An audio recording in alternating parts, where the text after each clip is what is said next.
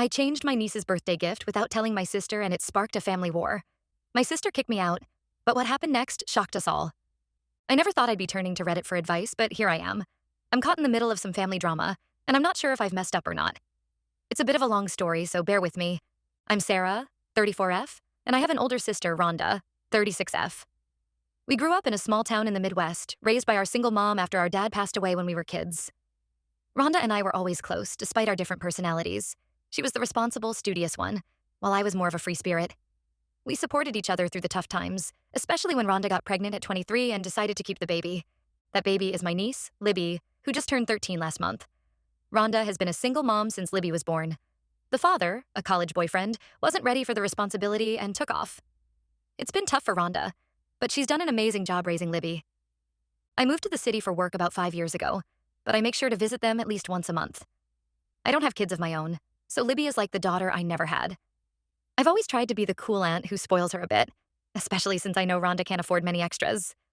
Now, here's where the current situation starts. 2 months before Libby's birthday, she texted me saying she'd love to have a new laptop for school. Her old one, a hand-me-down from Rhonda's work, was on its last legs. I checked some prices and found a decent model for around $500. It was more than I usually spend, but I figured it would be a useful gift for her education, so I started saving up. Some more background. Rhonda works 2 jobs to make ends meet. She's a receptionist at a dental office during the day and picks up shifts at a local diner on weekends. They live in a small apartment in the same town we grew up in. I know money's always been tight for them, but Rhonda's too proud to accept regular financial help. She does let me help out with Libby's birthday and Christmas gifts, though. 3 weeks before Libby's birthday, I got an unexpected call from her. She asked if it would be okay to change her gift request. I was a bit surprised, but I listened. Libby explained that her best friend, Shannon, 13F, was having a really tough time. Shannon's parents had recently divorced, and her dad had lost his job and moved out of state looking for work. Libby knew Shannon wouldn't be getting any gifts for her upcoming birthday, which was just a week after Libby's. Libby asked if, instead of the laptop, I could get something that she and Shannon could share. She suggested maybe we could get them both tablets, which would still be useful for school but not as expensive as a laptop. I was touched by Libby's thoughtfulness. It reminded me of how Rhonda and I used to share everything growing up, always looking out for each other. I agreed to Libby's request without hesitation. I did some research and found a great deal on 2 mid-range tablets, protective cases, and Bluetooth keyboards. The total came to about $450, which was less than I'd budgeted for the laptop. I decided to use the extra money to get them some educational apps and ebooks to go with the tablets. On Libby's birthday, I drove down for the small family party Rhonda had organized at their apartment. When I gave Libby the gifts, she was over the moon. She couldn't stop talking about all the things she and Shannon could do with the tablets. We had cake that Rhonda had baked. She makes amazing cakes, it's her hidden talent. And Libby spent most of the time excitedly planning how she and Shannon would use their tablets for school projects. I noticed Rhonda was cuter than usual during the party, but I figured she was just teary-eyed from working extra shifts. How wrong I was. So after we finished the cake, Rhonda asked to speak to me privately. We stepped out onto the small balcony of their apartment, and that's when she let loose. She demanded to know why I had changed the gift without consulting her. Her face was red, and I could see she was holding back tears. I explained Libby's request, thinking Rhonda would be proud of her daughter's generosity. But Rhonda wasn't having it. She told me she had been counting on me to get the laptop because Libby needed it for school. Apparently, the school district had recently announced a new digital curriculum that required more advanced technology than they currently had at home. Rhonda said she couldn't afford to buy a laptop herself, and now she'd have to figure out how to get one before the school year started. She accused me of undermining her parenting and making decisions about Libby's education without her input. I was stunned. I pointed out that it was Libby's request to change the gift, and I thought it was a mature and kind decision on her part. I also mentioned that the tablets could be used for schoolwork too. But Rhonda wasn't listening. She said I should have discussed it with her first and that I had no right to make these decisions. The argument got heated quickly. Rhonda brought up old grievances, saying I've always undermined her parenting with my cool aunt act. She said I had no idea how hard it was to be a single mom, always struggling to make ends meet. I shot back that I was just trying to help, and that if she wasn't so proud, maybe she wouldn't be in this situation. As soon as the words left my mouth, I regretted them. Rhonda's face crumpled and she told me to leave. I tried to apologize, but she just turned her back on me and went inside. I left, feeling terrible and confused. It's been a week now, and Rhonda isn't speaking to me. Libby called me yesterday to thank me again for the tablet and told me how much fun she and Shannon are having with them. She also mentioned that Rhonda seems stressed and keeps muttering about laptops. I'm torn up about this whole situation. I feel like I was trying to do the right thing by supporting Libby's wish to help her friend. But maybe I should have talked to Rhonda first? I know she's under a lot of pressure, and I feel awful for adding to her stress. At the same time, I'm frustrated that she won't acknowledge Libby's good intentions. Our relationship has always had its ups and downs. Growing up, Rhonda often had to play mom to me because our mother worked long hours. I know she resented that sometimes.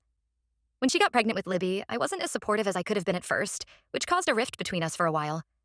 We've worked hard to rebuild our relationship over the years, and I'm scared this incident might undo all of that. I want to make things right, but I'm not sure how. Should I offer to help buy a laptop now? But wouldn't that be giving in to Rhonda's anger and dismissing Libby's generous act? Or should I stand my ground and hope Rhonda comes around to see the positive side of this? I keep second-guessing every interaction we've had in the past few months, wondering if I missed some signs that they were struggling more than usual. Should I have noticed something? Did I get too caught up in being the cool aunt and forget about the practical realities of their lives? So, Reddit, AIT for changing my niece's birthday gift plans without telling my sister? And regardless of whether I'm the asshole or not, how do I fix this mess? Update 1. Hey everyone, it's been about 3 weeks since my original post, and I wanted to give you all an update. First off, thank you so much for all your comments and advice. It really helped me gain some perspective on the situation. After reading through your responses, I decided to reach out to Rhonda. I sent her a text asking if we could meet for coffee to talk things over. She didn't respond for a couple of days, which had me worried, but eventually she agreed, though her reply was pretty curt. We met at this little cafe in our hometown last weekend. It's the same place we used to go for hot chocolate after school when we were kids. I got there early, feeling nervous and ordering a coffee to calm my nerves. When Rhonda walked in, I could see the tension in her shoulders.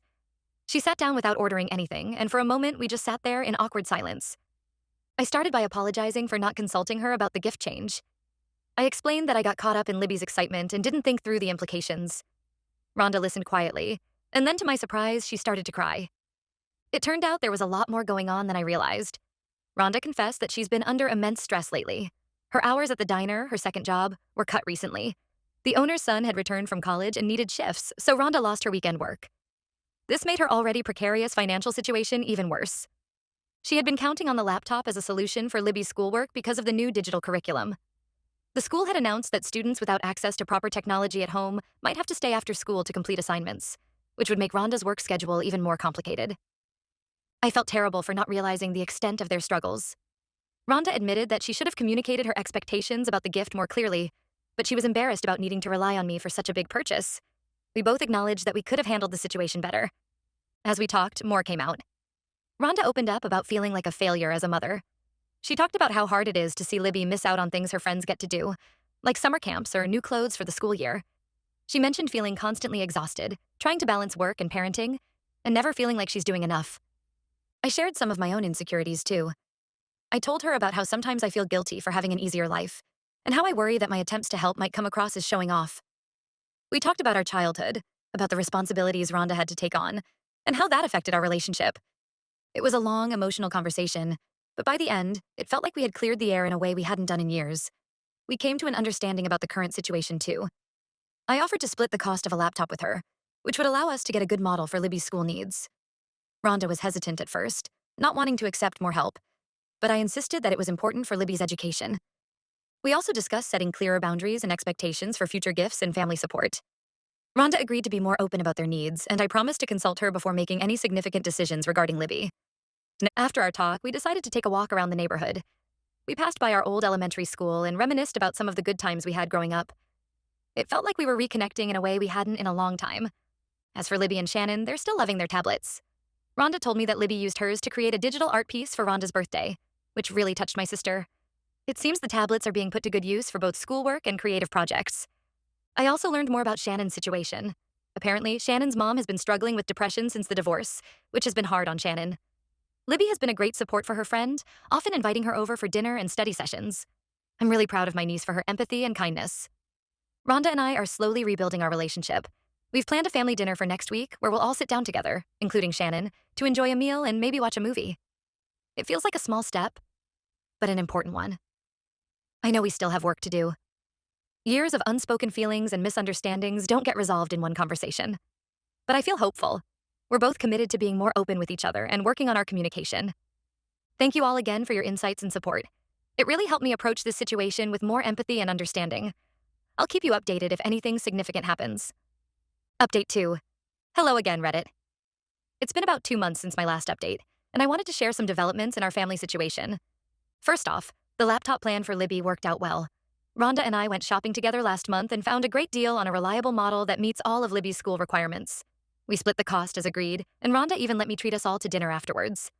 Seeing Libby's face light up when we gave her the laptop was priceless. She immediately started personalizing it and showing us all the cool features she could use for her schoolwork. And our family dinner with Shannon went better than expected. Rhonda made her famous lasagna, a recipe passed down from our grandmother, and I brought a salad and dessert. It was nice to see the girls together, and I got to know Shannon a bit better. She's a sweet kid going through a tough time, and it's clear how much Libby's friendship means to her. During dinner, Shannon mentioned that she's been using the tablet to video chat with her dad, who's still out of state for work. It warmed my heart to know that our gift was helping her maintain that important connection. Rhonda seemed touched by this too, and I could see her softening towards the whole tablet situation. Rhonda has been more open about their financial situation, which has led to some productive conversations about long-term solutions. I've been helping her look into job training programs that could potentially lead to better paying work.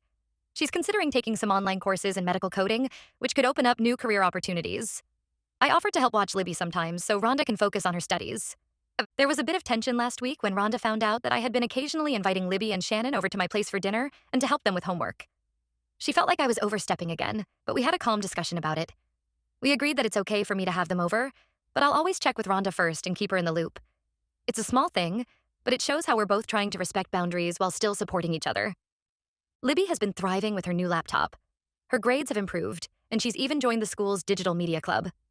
She's been teaching Shannon some of the skills she's learning, and they're working on a joint project for the school's upcoming tech fair. It's a presentation about the effects of social media on teenagers, complete with animations and interactive elements.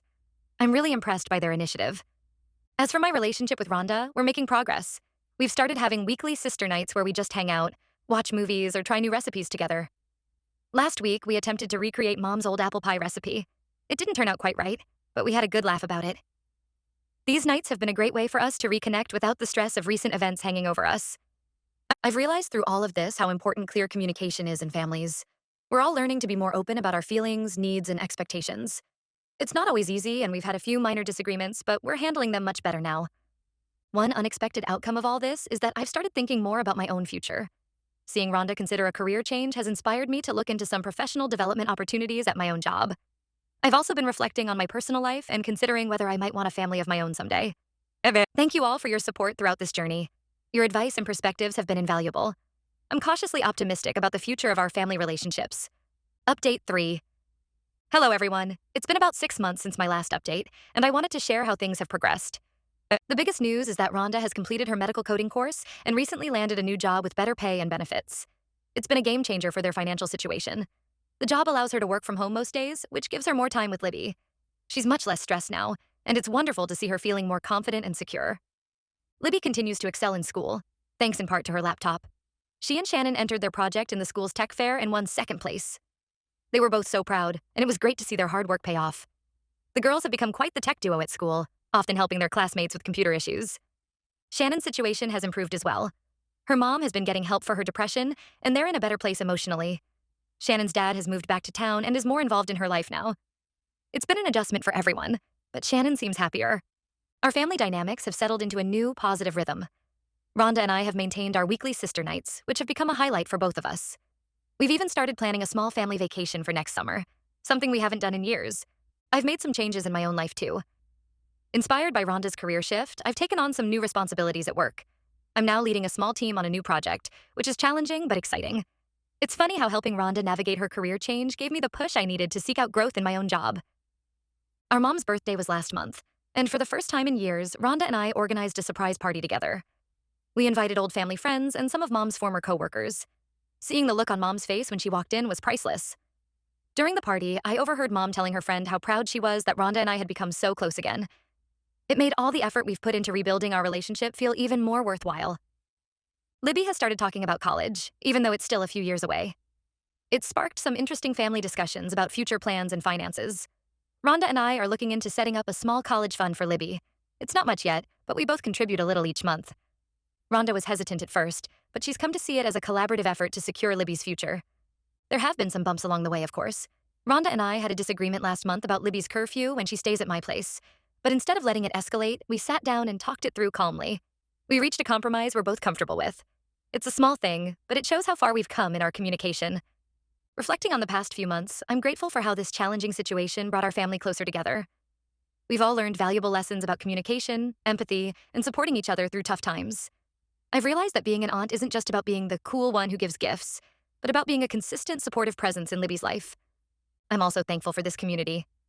Your advice helped me navigate a difficult situation and ultimately strengthen my relationships with my sister and niece. It's amazing how a group of strangers on the internet can provide such valuable perspective. As for the future, who knows what it holds? Rhonda has been teasing me about my single status, even trying to set me up with one of her new coworkers. I'm not sure about that, but I am open to whatever comes next. For now, I'm just enjoying this new chapter in our family's life. Thank you all once again for your support and advice throughout this journey. Your insights helped me navigate a difficult situation and ultimately strengthen my relationships with my sister and niece. I'm signing off now with a heart full of gratitude and optimism for our family's future.